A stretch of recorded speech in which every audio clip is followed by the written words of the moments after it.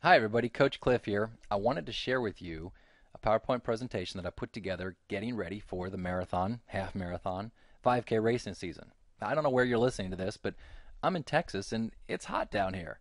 So we don't race much in the summertime. In fact, we don't do a whole lot in the summertime. Even at 5 o'clock in the morning, it can be 80, 85 degrees with 100% humidity. So most of our training is done early in the morning and we get ready for the fall or the winter racing season. But most marathons and half marathons are in the winter time or the fall time around the country. So we're getting ready for it. 4 to 6 months out from your first or any marathon or half marathon or 5K is plenty of time for you to run a successful and good marathon. So now's the time to get started. How do you build a program? There's a lot of programs online. They're all built on a coach's philosophy, on what he's found success with his teams or whoever he's coached. This is my philosophy, and I hope you can at least grab something from this, put into your program, your training program, and I hope it serves you. Base mileage. Let's talk about that. When I was younger and in college and running track in college, we were taught that during the summertime, because we would race in the fall time, and our championship season was in October, November, conference championship, national championships. So we would do base mileage all the way from June, July, and August. Usually the first 2 weeks in June were off because we get done with school and we just take it off, and then we'd start building up our base mileage again. Here's what I would prefer. That's great for a seasoned collegiate athlete or for a really good runner. If you have year round to train, we don't have time for that. And it's not that it's wrong, but it's a little bit overrated in that you don't have to do that. So, what I would prefer that you do is do it, but we'll do it during the interval time. So, let's start intervals this week, which gets a little scary. I know you hear that and you think, okay, no, I want to spend about 3 months building base mileage. And the reason I think we think that is because base mileage is, well, fun. You go out for a nice, easy run, you feel good. Intervals aren't fun. They're never fun. But this is what makes you good. And also, it's what makes your base mileage running or your easy runs or your marathon or your race easier because you've done the work now. So let's do the work now. And over a period of time, you'll learn to listen to your body. You'll learn to kind of work through that pain. And it becomes not so painful because you realize I'm getting faster. So let's start intervals now. 400 meters, 1 mile repeats, and then the long run.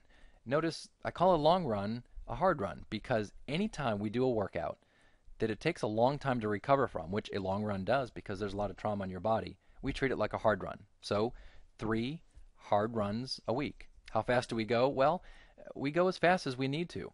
Don't go too fast, but and I'll give you some ideas of how fast in the next slides. But we want to go hard on these. These are definitely faster than easy pace. So what my point is that you want to change gears. You don't want to do these the same pace that you're doing your easy runs. Just because it's 400 meters, the reason it's 400 meters or a mile is because it's shorter, therefore we can go harder. It seems like it makes common sense, but to some people it doesn't. So you have to change gears. Now this is all relative on your own ability. If you're fast, run fast. If you're just starting, you may not be quite as fast, and that's okay. How often do you do intervals or hard runs? 3 days a week. There's 3 interval days or 2 interval days and 1 long run day, so 3 hard days a week. How do you run? I'm going to cover this in future videos, but I just wanted to at least say right now, I don't know. We weren't taught to run when we were a kid. We just ran. And there's a lot of different philosophies now with the free running and should we land on our toes or our balls of our feet or the midfoot or our heels. The answer to that for right now is just go run. You'll figure it out. Your body will run how it's intended to run. The other question I get is how do you breathe? It's the same. I'll have the same answer. I'll talk about that in more depth in future videos, but just breathe. Your body also will figure out how to breathe rhythmically if you just allow it to go and don't tighten up or hesitate. Just breathe. Tuesday 400s. Doesn't have to be done on Tuesday. It just seems to be that Tuesday is the day that we do our shorter, faster intervals. I say we, runners in general, but it doesn't have to be. Notice I put up there 400s, 600s, 800s. Okay. 400s, and I'm going to use 400s as an example. Men like to do 400s. Women hate them. Women like to do 800s. Men hate them. I don't know what it is. A tolerance for pain? I have no idea. It just seems generally that that's kind of what it is. But we're going to use 400s for the example. Start with 400 meters. Now I'm talking to a beginner. If you've been running for a while, you could start with 6 or 8. But start with 4, and I'm just using this as an example. At 2 minutes, some of you might be faster, some are going to be slower, and that's okay. There's going to be some people that are at 3 minutes, 30 seconds. There's going to be other people that are running these in 60, 65 seconds. But let's just take 2 minutes for the example. Then use a 1 minute, 30-second rest. What do? Nothing. Stand. Bent over. I know, your coach told you to not bend over. I don't really see a problem with that. Just rest. Just stand there. In fact, if you even want to sit down, no, don't sit down. Walk around a little bit, but you're going to be bent over, breathing hard and heavy, and then walk around and get ready for the next one. Okay, start with 4. Go at whatever your pace is, and we'll talk about pacing in a second, but 1 minute and 30-second rest for now. That's your first day. Build up over a period of time to 10 to 12. If you want to add 1 400 meter per week every Tuesday, or 2, that's what you want to do. I would rather you start building your volume of 400s first before we do anything else. But you are going to go faster because you're getting better. So you'll find that if you were a 2 minute 400 meter runner, all of a sudden you're running these now at 1 minute 55 seconds automatically. It just happens. So you don't really have to focus on going faster. We don't have to set a limit. It's just going to happen. So as we build volume, you will go faster. Then we lower the rest periods, but do this after you build up the volume by 15 seconds at a time. So next week, we're going to do 10 400s at 1 minute and 45 seconds because you've built down to that level at 1 minute and 15 seconds. Now I'll tell you that lowering the rest period is the most grueling way, most grueling variable to change. Anyone can do, well, say anyone, can do 10 400 meters at a good pace, and if we rested for 5 to 10 minutes, that wouldn't be too hard. You start lowering the rest period, and that's what's difficult. Your pace should be at about 115 to 130 minutes faster than your race pace. What is race pace? Well, that's the pace that you run your race at. So whether it's a 5K, half marathon, marathon. So someone might say that my 5K pace is 9 minutes per mile. My half marathon pace is 10 minutes per mile. And my marathon pace is 11 minutes per mile. Okay, so if you know that, then you know how fast you should be doing your 400s. If you don't know that, either guess, in other words, for women, a marathon 11 to 12 minute pace, maybe 10 if you're a little bit more quick, and the half marathon somewhere around in that level too. A 5K might be a little bit faster. So we're just going to kind of start with those numbers. For a guy, it might be a little bit lower. So we want these to be, what your 400s are fast. I mean, you're really moving on these. So it should be fast, but it shouldn't be absolutely killer, especially at the beginning. Discipline. Let me talk about this. I've seen very few, I'll say that, very few athletes who can go out and do track workouts on their own and be disciplined to do all of the intervals at the pace and keep steady with that rest, because they're hard, they're grueling, they're no fun. We're almost ready to throw up sometimes. But they make us faster, they make us stronger, they make us better. And by the way, the health benefits from doing these is optimal health and bone mass density too. So these are so good in every way, shape, and form for you. But most people can't do these on their own. So find a partner, find a group, or have someone bike next to you if that's what you choose to do. And by the way, you don't have to do these 400, 600, 800s on a track. In fact, don't do them. I like to do them on a track because I know there's a start line, there's a finish line, and there's a 200-meter mark. I know exactly what's halfway. Or you could do these on the road. You could measure something out. You could get a measuring wheel. You could borrow one from the city. Or you could measure it with your bike if you have a bike computer, or have a friend who has a bike computer measure it out for you, or do it in your car. And how do you know where those start and finish lines are? Well, I got a little secret. I use a can of spray paint. Don't use orange. Just use something that's a little bit discreet. Don't tell anyone I told you to do that. But that's what I do. Or put a pile of rocks, or at least know where a signpost is or a tree where you know where that finish line is. So you can measure it out, and in a car it's not going to be exact. Who cares? That's okay. For most of our purposes, if it's about 400 meters, we're using that energy system, and it's about that amount of time, we're fine. All right, Thursday mile repeats. 1 mile, 3 mile repeats.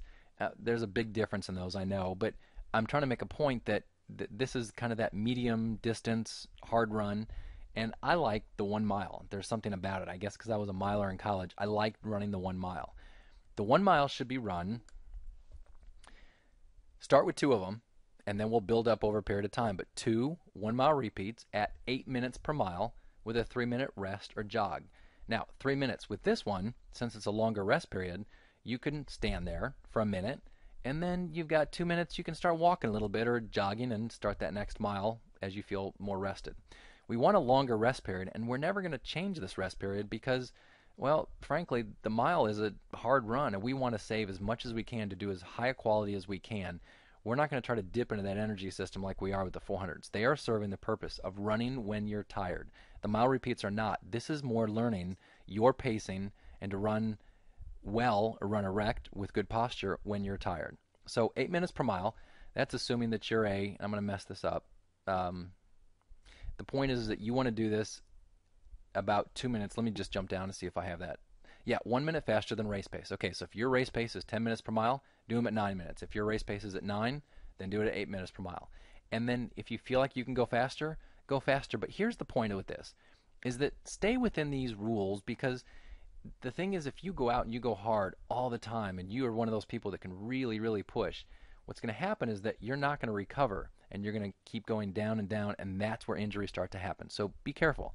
Do them at a good pace. And we'll talk about heart rate training in another video. And that'll help a little bit more, get it a little bit more finite. But for now, about 1 minute faster than race pace. Build up to 4 to 5 mile repeats. All right, for a 5K runner, 3. You never need to do more than 3 1 mile repeats because that's your race distance. For a marathoner, a half marathoner, I'd say build up to 4, and for a marathoner, build up to 5. And because it's at a little slower pace, we can do more volume. So higher volume, slower pace, keep the 3-minute rest always the same. Then go faster as you add more. Same thing with the 400s. You'll get faster. It'll just start happening, which is really a cool thing. All of a sudden, you go out there and you start running and you start changing gears and you can do it. And it feels so good when you start doing that. Leave the rest periods the same all the time. Never change those. Weekend long run. It's not an easy run. I think a lot of people think the long run is an easy run and they're going to go out and slog through some miles. Dedicate yourself to making sure that this is a run that serves a purpose rather than going out and just running long. It should be about 1 minute slower, similar to slower. We're on the opposite end. So instead of 1 minute faster, 1 minute slower than race pace. So if you're going to do an 8-mile run and your race pace is at 10 minutes per mile, we're going to run these at 11 minutes per mile. Every 2 miles, do 1/2 to 1 mile closer to your race pace. So this is where I take a long run and make it a little more challenging. So 1 minute slower than race pace is a good steady run. You're going to be tired, but it's not that hard. But every couple miles, we're going to change gears because you do that in a race, or it's going to, more than likely, you're going to go uphill, downhill. We want to learn to change gears when we need to. So we'll pick up the pace for a half mile to a mile, and this is where it helps if you have it measured out or you have someone alongside you on a bike. They can tell you, this is where we are, this is how many miles, let's pick up the pace a little bit. So every 2 miles, change the pace a little bit, and you can do it. Say, I'm going to run a little bit faster to that tree way down there, to that next traffic light. Just do something like that would be good enough. Notice, feel, and learn the change of pace. The reason is that great athletes, if we tell them, I want you to run a 400 meter in 63 seconds, they will go out and do it, and to the 10th of a second, they will come across that finish line. Good athletes, and this is just because they have experience, and you will get experience the more you run too, but start thinking about that is notice, feel, and learn that change of pace, because you need to learn to change pace. Let me make a point. If you go out and run 10 miles every day for the next year, you know what you'll be good at doing? Running 10 miles at that pace. So to get faster, or to make your marathon or your half marathon or your 5K more comfortable with better posture, to use a different energy systems, again, more health, you've got to change gears. You've got to change pace, and you've got to do intervals. We don't like doing intervals because they're hard, but they're so necessary. And once you start doing them, you'll thank me, because you will get faster, you'll feel better, and your races will get so much more fun. Start with 3 miles and build to 8 miles for a 5K. This is for your long run. For a 5K, 12 miles for a half marathon, and 21 miles for marathon. So here's what you do. Take your race, and 2 weeks before that race, put 21 miles for the marathon on your calendar, put 12 miles for the half marathon, and 8 miles for your 5K, and then start going backwards. Now, depending on how much time we have, we're going to add 1 to 2 miles each week. So we may start this weekend with 3 miles or 4 miles. And so you start at the end, and you go backwards and see how much time that you have. Now, a 21-mile run, we'll cover that later on because that's a long run. But that is a long run. We've got to be prepared for that. For now, you'll probably start with 3, 4, 5 miles. How far can you run today?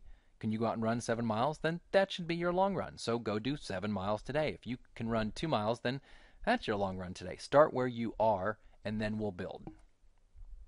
Drink stops. All right, for a long run, the longer you get, the more water, especially if it's hot, that you need. And really, even if it's cold or chilly, you still need water. Now, elite athletes, we kind of learn to do without, but it doesn't hurt, and there's nothing wrong with having a drink stop or running while you're drinking. Or, here's a big thing you need to do, is you need to learn to drink while you're running like you do in a race, unless you're planning to stop and walk for a little bit, which might be what you want to do. But if you're going to run and drink at the same time, there's an art to that. We can talk about that at a later time, but it doesn't hurt to do a 2-mile loop and to keep doing that if that doesn't bore you. Most people like to go out and do a long run around town, but if you want to do a loop and have your drink somewhere, or you can go out and stash drinks somewhere along the run, you can do that as well. What do you do on other days? So we've got 3 hard days. Shouldn't we just rest? That was a question I had as a college student. Why don't we just do nothing? Why not do the 3 hard days? The answer is because you will recover more quickly by going out and doing a 3, 4, 5, 6, 7-mile run wherever you are in your abilities. Easy.